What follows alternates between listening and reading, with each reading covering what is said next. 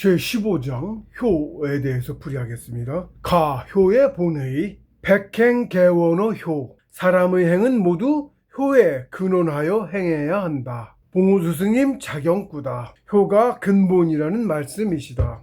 효를 파자하면 별 하나, 토죠. 그러니까 별 하나. 별 하나가 이제 흙을 뜻하는데 별을 뜻해요. 별. 지상세계입니다. 지구 속에 있는 지상세계인 거예요. 별 하나 쭉 길게 내려갔죠. 대대손손 이어간다 이런 뜻입니다. 그리고 밑에 아들이 붙었어요. 이게 효자죠. 효를 파자하면 별 플러스 하나. 하나는 이제 일, 세상, 주제주라는 뜻이고, 쭉 내려간 거 플러스 계속 이어간다는 뜻이고, 플러스 자, 아들, 자식입니다. 별 하나는 우리에게는 지구다. 지상세계다. 지구 속에 있는 지상세계인 겁니다. 효의 본의는 세상에 자손을 대대손손 끊임없이 계속 이어간다는 뜻이다. 즉 대를 잇는 것이다. 자손이 끊기면 세상이 망한다. 대가 끊기면 한 가문이 망하고, 짐승이 자손이 끊기면 지상에서 짐승의 모습을 볼 수 없게 되고, 물고기가 알을 낳지 않으면 세상에서 물고기가 사라지고, 초목이 씨를 뿌리지 않으면 지상에서 풀과 나무가 사라진다. 만물이 자손이 모두 끊기면 만물계가 멸종해서 지구도 저 달처럼 황무지로 변할 것이다.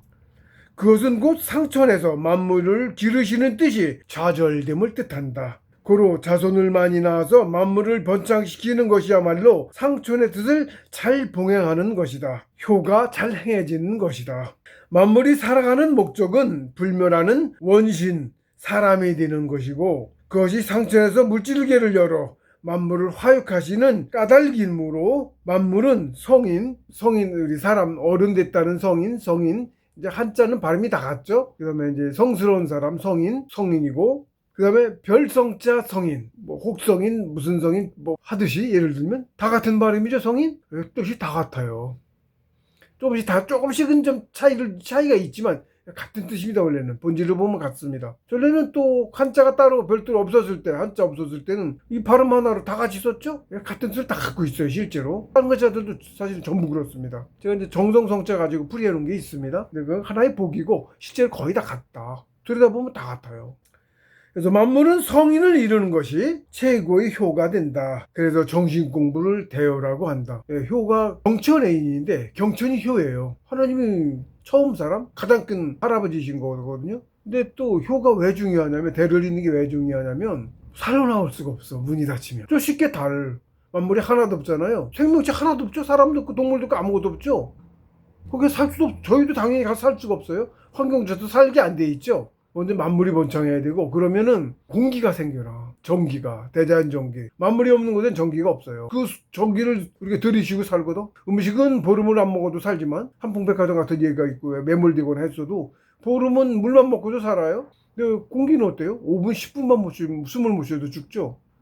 기가 더 상위차원의 본질에 가까워서 그래요. 기차원 다음 정차원기가 생겨났어요. 기가 우리보다 더 상위 차원입니다. 기가 더 중요한 거예요. 공기를 우리가 이제 대가 없이 주어져 있고 그 소중함을 모르는 거죠. 공기가 물속에 들어가더니 공기가 끊겨보면 다 뜸알죠. 100배도 더 중요해요. 공기가. 기가 대자연 전기입니다. 쉽게 얘기하면 천지 만물이 만들어내서 생겨나온 기예요. 그게 없는 세상엔 만물이 존재할 수가 없어요. 달입니다. 쉽게 얘기하면 달. 아무것도 없죠. 생명이 없어요. 그러니까 정이 없는 거예요. 그래서 전기도 없고, 정이 만들어낸 전기도 없고, 우리가 대를 잇지 않으면 사람뿐만 아니고 만물까지 다 달처럼 되는 거예요. 좋고 나쁘고 이미 논할 계제도 아니죠. 그거는. 예, 그렇습니다. 필히 대를 이어야 됩니다. 살아나올 수가 없어요. 살아나오지 않으면, 만물로서 치를 갖고 살지 않으면 발전을 못하고. 예, 그렇습니다. 가는 효의 본이었고, 그 다음 대효. 정신공부가 대효라고 했죠. 예. 인사 중에서 제사가 경천으로 무엇보다 중요하지만, 공부자가 백일결제나 천일결제로 공부에 임하고 있을 때는 공부가 더욱 중하다. 설령 상을 당했더라도 공부가 더 중하다. 그래서 결제 공부 중에는 별별 시험이 다 나온다. 얼마만큼의 의지와 각오로 결제 공부에 임하고 있는지 시험하시는 것이다. 제 같은 경우도 자식이 넷이 있는데 하나는 좀 많이 컸고 나머지 셋을 가지고 시험이 계속 끊임없이 나왔어요. 그래서 애들이 좀 그런 게 있어요. 정말 저 눈물 납니다. 예. 실제로 또 일체 왕래를 끊었어요. 한 20년 왕래를 끊었더니 취급을 전혀 안 해주죠. 사회에서는 보통 그렇습니다. 그렇더라고요. 뭐 당연합니다. 사실은 이제 불가처럼 도가인데 옛날에 도가도 출가했어요. 출가 수행자입니다. 스님하고 같은 거예요. 사실은 정신공부는 다 같아요. 깊어지면 산꼭대기 가서 하는데 아무도 안 만나고 밥도 굶어가며 합니다. 당연히 돈을 안 버니까 사회에 뭘 할 수도 없고 그나마 수련단체 동호인들이 있어서 그 장학금이라고 할까 지원을 받아서 뭐 포도청임 그것만 해결하고 공부하는 정도로 굉장히 궁핍했죠. 실제로 할머니상 있었는데도 못 갔고요. 그 전에 뭐 자식 시험 나왔는데 죽는다고 처음에 갔다가 비지개 온다고 결제 깨지 말아야 되고 지켜야 된다는 걸 알았고 그 뒤로도 여러 차례 시험이 계속 나왔어요. 그렇습니다. 그런 것도 이겨내가며 해야 되는 겁니다. 사람들이 볼 때는 뭐 이해 못합니다. 네. 결제 공부란 공부자가 상천에 죄를 올려 자신의 의지를 고하고 임하는 공부를 뜻한다. 몇 월 며칠부터 며칠 동안 부지런히 100일 결제를 하고 1년하고 3년도 하고 뭐 이렇게 쭉 있습니다. 처음에 3.17일부터예요. 그러니까 그때는 자기가 정한 시간, 상천의 약속입니다. 그 시간은 무조건 지켜야 되는 거죠. 공부 시간도 정하고 날짜 하는 기간도 정하고 뭐 그런 식으로 해요. 그다음에 나름대로 여러 가지 이제 지켜야 할 것들 정합니다. 사람을 일치 안 만난다든가 뭐 여러 가지 있어요. 객관식을 지져서 정을 소비 않는다든가 하는 그런 거 처음에나 가능해요. 나중에는 불가능합니다. 뭐 밑에 내려가지 않는다든가 공부할 때는 일체 공부자들이 안 떠내든가 뭐 여러 가지 있습니다. 감에 많아집니다. 그것도. 그런 것을 상천에 고하고 공부 결제에 임해요. 끝나는 날짜도 정하고 그래서 그것을 이겨내고 지켜내고 자기 정한 걸 지키고 그래서 일주일 가능하면 몇 번 해서 일주일 몇 번 가능했다 그러면 그 다음에 3-7일로 늘려서 20일이래요. 3-7일 결제로 하고 그게 가능하면 그 다음에 7-7일 합니다. 그래서 7-7일 또 몇 번 해서 안 깨지고 가능해지면 100일 결제하고 기본이 이제 100일 결제예요. 한겨울 꼬박 한 100일이죠. 자꾸 늘어가게 돼 있어요. 근데 공부할수록 1년 내내 하고 하루 종일 앉아있고 뭐 이런 식으로 공부합니다. 가면 갈수록. 즉 상천에 구하는 수행상의 약속이다. 언제부터 날짜 특히 며칠간의 결제를 처음에는 초저녁부터 아침까지 해요. 밤에 공부 주로 합니다. 밤에 그렇게 하고 일단은 그다음에 자꾸 낮에도 하고 점점 시간이 길어지죠. 8시간 하다가 12시간 하다가 16시간 하다가 20시간 24시간 이렇게 갑니다. 약속의 내용은 주로 결제 기간과 하루의 정좌 시간 등이고 공부자에 따라서 무건을 한다거나 사람을 일절 만나지 않는다거나 산의 경계 밖으로는 벗어나지 않는다거나 등이다. 많습니다. 정하기 나름이에요. 그것도. 결제로 공부하는 이유는 정식 공부라는 것이 상천의 선생님께 가르침을 받는 것이기 때문이다. 누차 얘기했습니다. 공자님 말씀에 수도지의 교, 천명지의 성, 설성지의 도, 수도지의 교. 정식 공부를 그 하나로 축약해서 말씀하셨어요. 수도지의 교예요. 수행이 수도죠? 수도는 교, 가르침이에요. 누구의 가르침? 공부자는 길을 모릅니다. 상천의 비밀이어서 길을 몰라요. 전에는 이 조식수련법조차 비밀이었어요. 봉은스승께서 1985년 4년 그 당시에 처음으로 세상에 공개를 해서 일반에 알려진 거예요. 그전에는 비밀이었습니다. 하고 싶어도 할 수도 없었고 알지도 못했고 그랬던 거죠. 그것도 이제 그 하단전 소주천 또 초기 바로 전인데 그까지만 공개가 되셨고 그 뒤는 역시 비밀이어서 공개를 못 하셨어요. 저것이 알아도 그 관절은 비밀이다.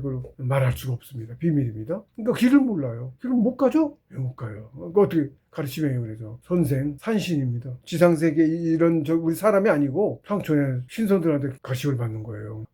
아니면 성공한 공부자, 스승님, 신전에 자기가 갖춘 분이죠. 공부에 성공한 분이어야 그 길을 성공하는 길을 가르쳐 주실 거 아니에요. 그렇습니다.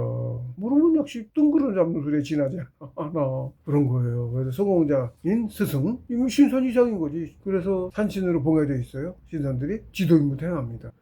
그래서 산에 가서 공부하는 겁니다. 괜히 산에 가는 게 아니에요. 우리나라는 절도 산에 있죠? 예, 절이 불교 있기 전에 불교는 2,500년밖에 안 됐고 우리 공부는 1만 년 내려왔어요. 하나님의 가르침이에요. 한백엄 한 우리가 한이죠? 우리가 한이에요. 삼한 그러고 만 뭐 무슨 한 그러고 지금도 한국 대한이죠?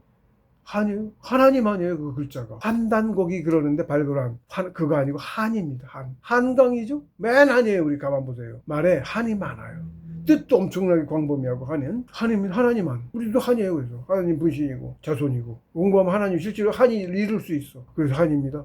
결제로 공부하는 이유는 정신 공부라는 것이 상천의 선생님께 가르침을 받는 것이기 때문이다. 상천의 선생님이란 산주이신 산시를 가리켜요. 산주라고 해요. 주산이라고도 하고 뭐 산주라고 하는데 산시를 뜻합니다.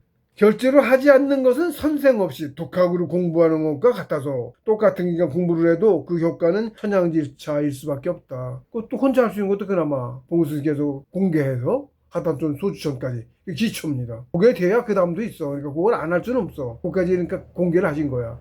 그것까지는 길이 있고 공부생에서 공부진 가르침도 책으로 펴서 냈고 했으니까 그까지는 혼자서 해도 어느 정도 갈 수 있어요. 물론 효과는 엄청나게 안 돼. 나 얕아. 독학 아니에요. 독학에서 성공 못해. 초보 조금은 가는데 신선은 죽어도 못 되고 초기도 못 가는데 뭐 초기도 비밀인데 선생님 인도해 주지 않으면 길을 모르는데 어떻게 갈 거야. 모르는 사람 앉아서 하면 된다고 생각하는데 아니에요. 그런 겁니다. 독학 안 되는 거예요. 그래서 결제로 공부를 하고요. 그냥 하는 거하고 천양지차입니다. 집에서 하실 때도 일주일간 정해놓고 결제로 해서 공부하시면 그냥 하는 거하고 또 다르게 작심돼서 공부하기 작심이 됐잖아요. 그래서 결제 공부를 하잖아. 그러면 이제 무조건 2시간 앉는 걸 목표로 하는 거야. 막 안 앉아져요. 5분 앉았다 일어나고 막 다리 쑤시고 막 좀 쑤셔서 2시간은 못 앉아 있어요. 그렇게 안 쉽습니다. 쉬운 거 아니에요. 쉬면 앉는 거 안 쉬워요. 자꾸 일어났다 그래서 얼른 다시 앉고 해서 수면은 그렇게 하는 거예요. 똑같아. 누구나 그래. 안 돼 있으니까. 일단 2시간을 앉을 수 있어야 돼. 먼저 공부는 못하지. 앉는 것부터 연습해야 돼. 조식 당연히 안 되고 앉는 게 안 되는데 될 리가 있어요? 그 과정을 거쳐 빨리 이겨내야 가는 거죠. 네, 그래서 2시간 앉아서 조식 할 수 있게 되고 차곡차곡 가는 수밖에 없어요. 그 설명 무지하게 해놨습니다. 얘가 조식부터 배워서 하셔야 되고 그리고 그냥 하지 마시고 결제로 일주일간 정한 시간에 되게 잠자기 전에 하시면 돼. 잠자기 전에 한 2시간 전에 잠자기 전에 혼자 조용히 2시간 앉아서 호흡할 수 있는 폐호흡이 붙어든 뭐든 하든 폐호흡 붙으니까 조식은 아직 안 되대. 조식도 좀 돼서 되는 거고 그렇게 해서 차곡차곡 이겨나가셔야 돼.